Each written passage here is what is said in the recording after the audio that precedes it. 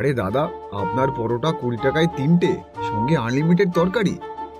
3টে পরোটা, আনলিমিটেড তরকারি, একটা সেদ্ধ ডিম, এক টুকরো আপেল পেঁয়াজ, একটা কাঁচা লঙ্কা, মাত্র 20 টাকায়।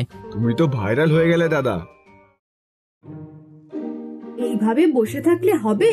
কি ভাবছো বলো তো? ভাবছি অন্য জায়গায় গিয়ে বিক্রি করব, আর দামটা একটু কমই রাখবো। আর বাড়ি থেকে পরোটা তৈরি করে নিয়ে যাব।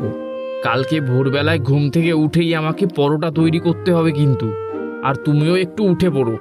কাল ভোর 4টের সময় উঠে পড়বো, চিন্তা করো না।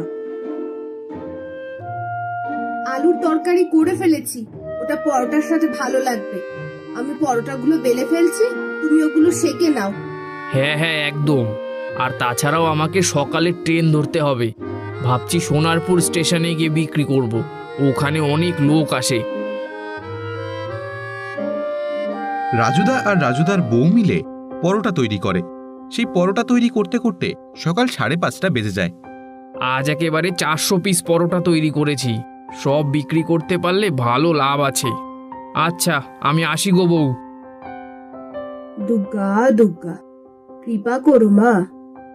মাথায় গামলায় করে পরোটা তরকারি নিয়ে রাজুদা ট্রেনে করে চলে আসে সোনারপুর প্ল্যাটফর্মে। ট্রেন থেকে নেমে একটা জায়গায় দোকান সাজিয়ে নিয়ে বসে। খেয়ে যান, টাটকা পরোটা তরকারি খেয়ে যান। সকাল 7টা থেকে বসেও 10টা অবধি খুব একটা বিক্রি করতে পারে না। রাজুদার মাত্র 10 পিস পরোটাই বিক্রি হয়েছে।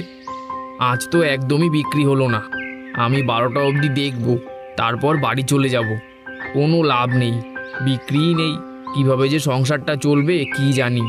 রাজুদা বসে বসে এইসব কথাই ভাবছে। 12টা বাজতে আর বেশি বাকি নেই। আজকের ব্যবসা একদমই খারাপ। এমন সময় দুজন তার কাছে আসে। দাদা, 1 প্লেট পরোটা দিন তো। রাজুদা তাদের পরোটা দেয়। দুজনই পরোটা খেতে যাবে এমন সময় দাদা, মনে হয় পরোটার তরকারিটা নষ্ট হয়ে গেছে। কেমন একটা গন্ধ বের হচ্ছে, এটা খাওয়া যাবে না। এটা বলে সেই লোকটা সেখান থেকে চলে যায়। রাজুদা বুঝতে পারে তার আজকে কোনো কিছুই বিক্রি হবে না। তাই রাজুদা বাড়ি ফেরার জন্য পা বাড়ায়। রাজুদা বাড়ি ফিরে আসে। তাকে বাড়ি ফিরতে দেখে তার বউ ঘর থেকে বেরিয়ে আসে। কি গো, আজকে ভালো বিক্রি হয়েছে? কই দেখি দেখি, গামলা কি